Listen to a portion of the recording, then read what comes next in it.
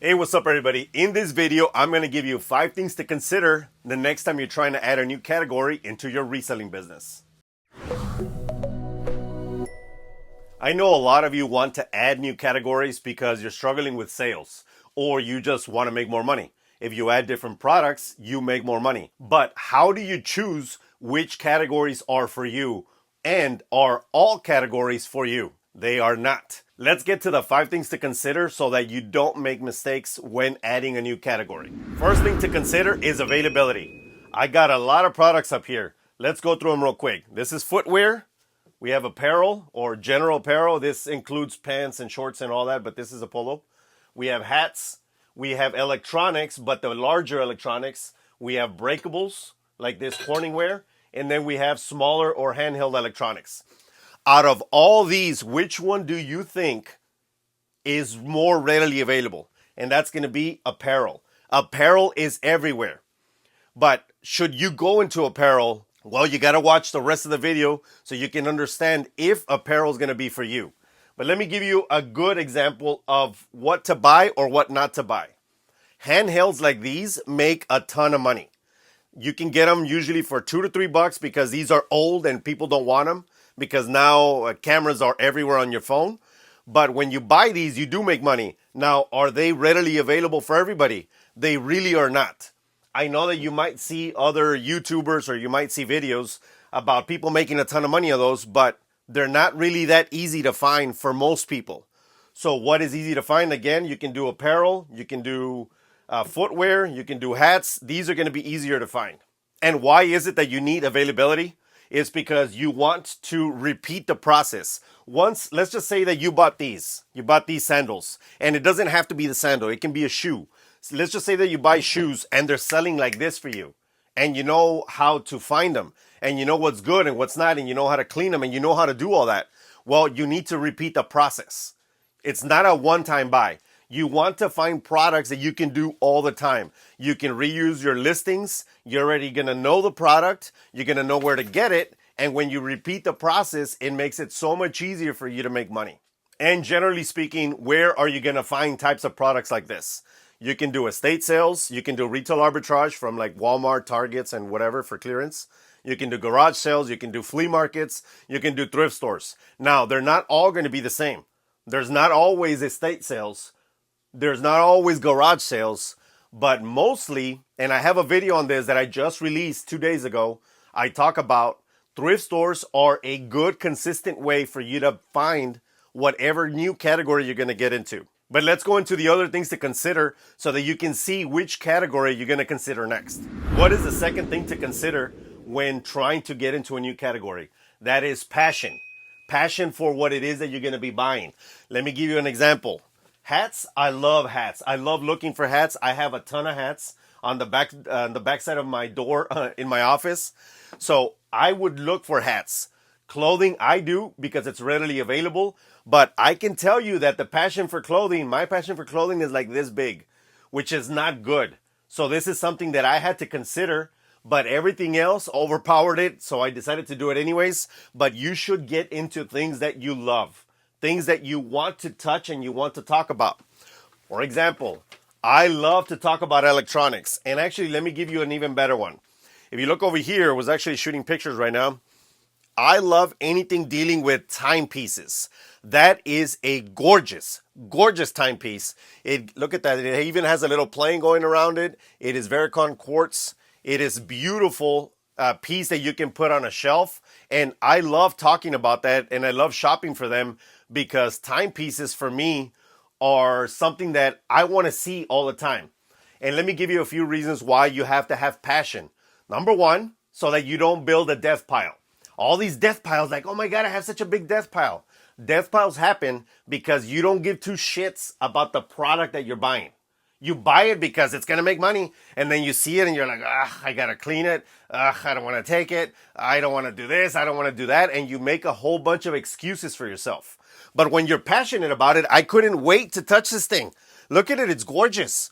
It's got the wood trim on the side. It's got beautiful face, and I couldn't wait to touch it. Now, I don't think I'm going to sell that because that's actually going to be me, or that's going to be for me. But this is what I'm talking about with passion. Also, what happens is that, let's just say that you buy this hat and it never sells. Well, if you're passionate about it, what's going to happen? You're not really going to lose out because you're going to keep the hat for your collection. That's also a plus side. If you guys ever see my entire house, almost everything that I have in the house is either bought at auction or estate sales or garage sales or whatever. And it's pieces that I really love that create the ambiance that I want in my home. This is why you have to have passion. What is the third thing to consider when starting a new category? Well, let's talk about it. One other thing that you have to consider is ROI, or return on investment. Let me explain why that is a huge deal. For example, this shirt, it's a polo shirt. I paid roughly, on average, I pay about $4, no more than $4 for clothing. Now, this shirt is not going to sell for all the money in the world. That shirt is probably going to bring in about, let's call it $16 plus $8.99 shipping. After fees and everything, I'm going to end up with about $13. So from 4 to 13, I'm going to get how much money back? That is $9. If I put in $4 and I get $9 back, it's great when it comes to return on investment, as in I get more than double, or I more than double my money. However, it's only $9. That is not a lot of cash. And for those of you that need a lot of cash, that you need to rack up, $100 a day in profit, then you must have products that bring in more cash value. The reason for that is because I have to sell 10 of these to make $90 in one day, which doesn't even cover my bills. So what does that mean? That means that maybe you need to go into products like this one. I paid, well, that's not even $6.99. Let's just call it was half off of this. So let's just call it I paid $3.50 for this, and this is going to sell for $40. Now look at it this way. After fees and everything, let's just assume that I'm going to make $30. So now you're going from $3 to $3.50 or whatever I paid. Let's just call it $3 to $30. That's $27 increase. $27, right? So 4 of those that I sell in one day makes my $100 goal for the day in profit so that I can live. It's a lot easier and it's a lot faster. This takes me about 2 to 2.5 minutes to shoot in pictures. And this takes me less than a minute, maybe a minute and a half. Sometimes it'll take me a little longer because I need to test it. But you know what? It takes no time. So you have to think about return on investment. How much are you actually getting back? And return on investment as in time as well. How long does this take versus how long does that take? Does that make sense? If it does make sense, leave it in the comments below. What is the fourth thing to consider when starting a new or trying to get a new category? That is space, as in storage space. Let me give you an example. You know what? I'm not even going to use these examples. Follow me to the warehouse. So once we come to the warehouse, I'm going to show you what I mean by this. I have in this warehouse about 1,200 products available. And look, this isn't even full yet. All these products make me money. This is clothing, right? This is the easiest one because clothing is flat and it's also tall. That means that I can maximize the space. So now you have to consider all of that. You have to consider items. If you buy items like electronics that are this big, for example, this one, this takes a lot of space and you can't really stack a lot of items on this because then you'll damage the electronics. So that has to come into play as well. What about things like this? These are rollers for a bicycle, so you can practice. This is huge. For some of you that don't have space, what are you going to do? Where are you going to put it? You might think, oh, that's going to make me a lot of money. Okay, but if it doesn't sell fast, where are you going to put it? I am fortunate enough to have enough space, and maybe you guys can get a storage unit, but that's just going to be more money, right? That you're throwing at your business when it is unnecessary. So sometimes you have to consider where you're going to put your items. For example, golf clubs. These are awesome because they're kind of tight in one little spot, and there's a whole bunch of them in just this spot right here, but they are tall and they do take up a lot of space. Now we have things like that are larger like this. For example, all this area, this is all glassware. Glass is very difficult to store because it is fragile. All this stuff like this, you can't just stack it on, you can't stack upon stacking because it'll break. So if you don't have space, then you have to consider, shit, should I be selling this? Well, maybe not.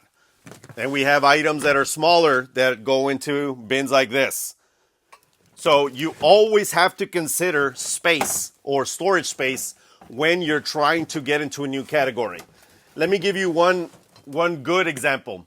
For items like this, for the kitchen, look at these. These are Blackstone toppers. This basically, when you cook something, you put it on top so you can keep it warm. This is usually for parties and stuff. These are huge. And then you have to think, okay, well, how much money am I making versus how much space is this taking? It always has to be in the back of your mind when you're buying things. Do you have enough storage space? What is the fifth and final thing to consider when adding a new category to your reselling business? Let me show you. The last thing to consider is shipping. How long is it going to take to ship something? How difficult is it going to be? Let me give you an example. Buying things like this is mine, by the way, this is not for sale, but buying things like this, not the dog, but the amp, this is a Marshall amp. This is huge. Most newbies or most people don't want to ship something like this. First off, it is, oh shit, let's call it about 60 pounds. This is heavy. This is an old amp. The new amps are a lot lighter than this, but this is a heavy amp. It's very difficult to ship that. So now you have to think, let's just say I bought that for 20 bucks and I can sell it for 300. Okay? That's great, right? You go from $20 to making, after fees and everything, let's just call $250. So I'm going to make $230 in profit. But how long is it going to take me to ship that? And how expensive is it going to be to ship that? It's the same thing with items like this. This takes you, 20 seconds to put in a bag. So you grab a bag like this one. I'm going to link these down below, by the way, if you guys want to get some bags, some poly bags for your clothing. If you put it in here and you ship it, it takes 20 seconds. How long does it take this? How long does it take that? And then what do you need? For example, for a hat, you need to buy boxes that are 8x6x4 so that it can fit properly, and it always ships under 8 ounces. So do you have boxes like that? Can you ship them in a bag? Do you have bubble wrap? For example, you're going to need bubble wrap if you ship things like this Blu-ray. So now you have to take all that into account. How long does it take for you to ship it? What kind of materials do you need? I fortunately have everything. I have medium bubble. I have small bubble for the smaller items. I have all the boxes you can freaking need. I have bags galore for everything. And I have bags from this. So I'm set up. But if you're not set up for that and you're trying to buy new things, you have to think, how the hell am I going to ship that? I'm going to give you a great example that I just bought. I haven't even put it up yet, but look at this one. This is beautiful. This is there we go. This is an old school projector. It does work, by the way, and I got it for $750. Now, this is gorgeous, right? And it'll bring in good money. I got it for $750 and I can sell it for about 60 bucks. And I can ship it like that, but because I'm a pro at shipping. I've been shipping stuff like this for a long time.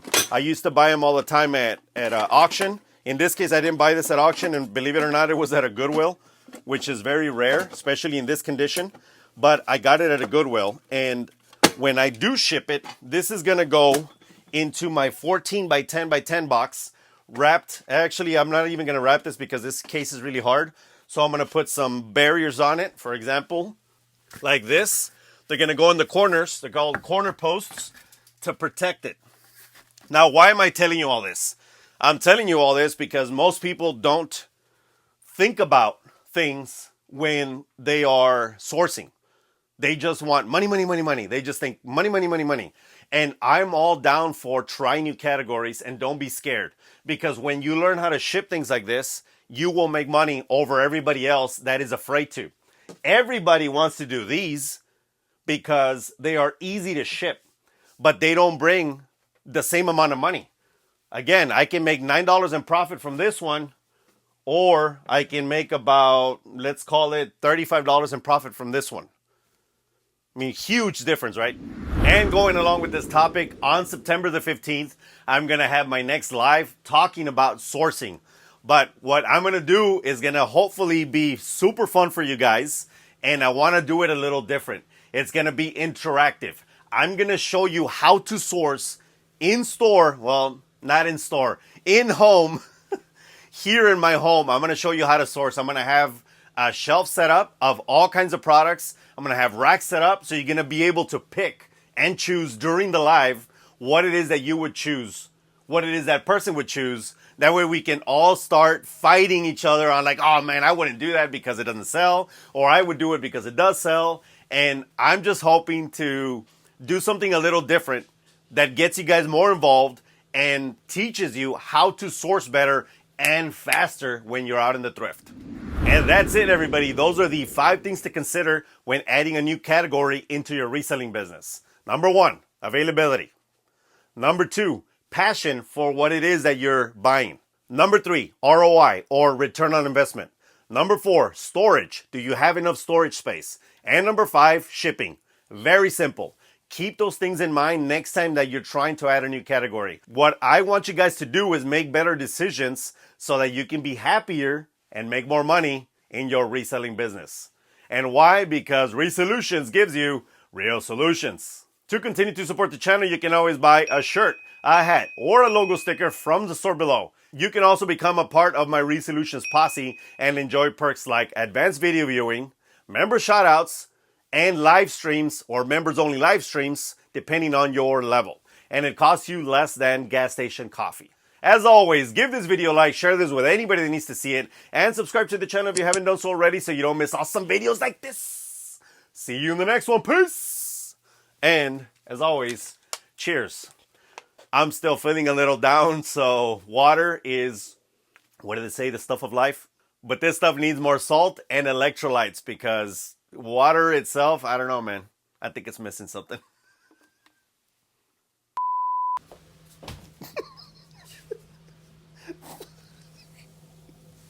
Hold on. What is the third ting to consider? The 13? Oh, that's a good one. Motherfucker.